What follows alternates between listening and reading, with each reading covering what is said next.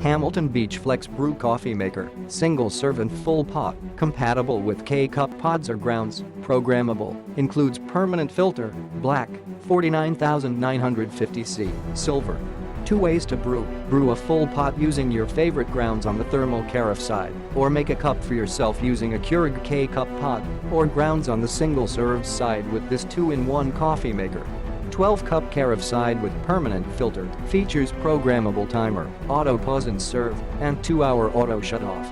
Single-serve brew with K-Cup pods or without, pod holder and single-serve grounds basket are included. Features cup rest that adjusts to fit tall mugs and doubles as storage. Pod piercing needle removes for easy cleaning to prevent clogging.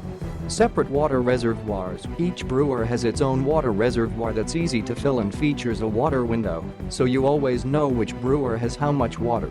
Brewing flexibility. The Hamilton Beach FlexBrew 2-way coffee maker has the option to please fans of all types of coffees and quantities, making it the perfect gift for a home with multiple coffee drinkers. Single-serve brew time. In about 3 minutes, FlexBrew make a strong, great-tasting cup of coffee.